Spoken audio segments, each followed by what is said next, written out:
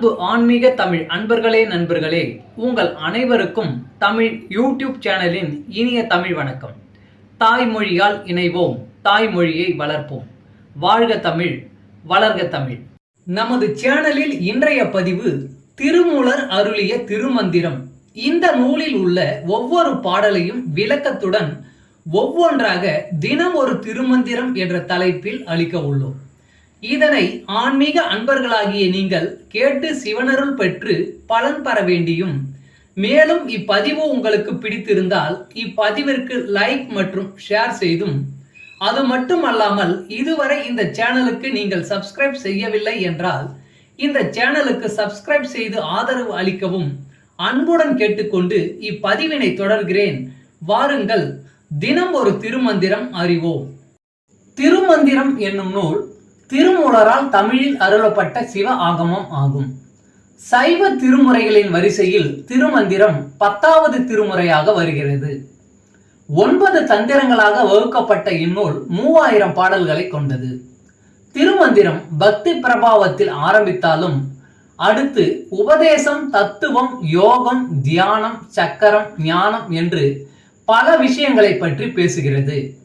திருமூலர் யோக பயிற்சி தரும் விதம் சுவாரஸ்யமான நடை. அவை வெறும் சூத்திரங்களாக இல்லாமல் படிப்பவர்களுக்கு உற்சாகம் தரும் விதமாக அதன் பலன்களையும் சேர்த்தே சொல்கிறார்.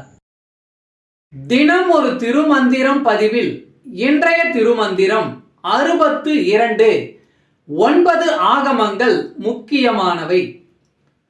சிவமாம் பரத்தினில் சக்தி சதாசிவம், ஓமா மகேசர் உருத்திர தேவர், தவமால் பிரமீசர் தம்மில் தாம் பெற்ற நவ ஆகமங்கள் நந்தி பெற்றானே.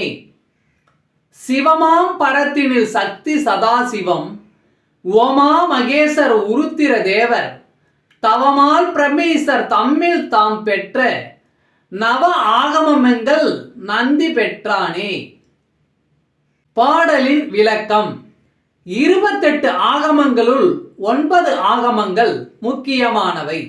அவற்றை சிவமான பரம்பொருளிடமிருந்து சக்தியும் சதாசிவமும், உள்ளத்துக்கு உகுந்த மகேசர், உருத்திரர், தவம் செய்த திருமால், நான்முகன் ஆகியோர் பெற்றார்கள்.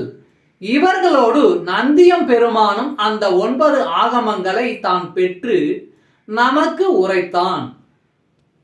தமிழ் அன்பர்களே நண்பர்களே, இன்று தினம் ஒரு திருமந்திரம் என்ற தலைப்பில் திருமூலரின் திருமந்திரம் பாடலை விளக்கத்துடன் தங்களுக்கு அளித்ததில் நான் பெருமை கொள்கிறேன்.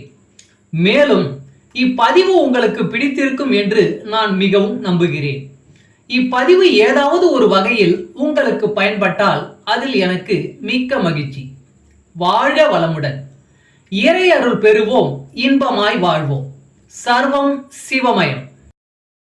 அன்பு ஆன்மீக தமிழ் அன்பர்களே நண்பர்களே, இவ்வீடியோ பதிவினை கேட்டு இன்புற்று ஆதரவு அளித்த அனைத்து தமிழ் உள்ளங்களுக்கும் எங்கள் மனமார்ந்த நன்றி.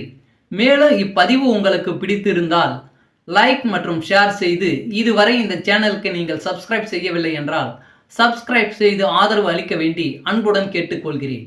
நன்றி. அடுத்த பதிவில் உங்களை விரைவில் சந்திக்கும் வரை உங்களிடமிருந்து விடைபெறுவது தமிழ் யூடியூப் சேனல்.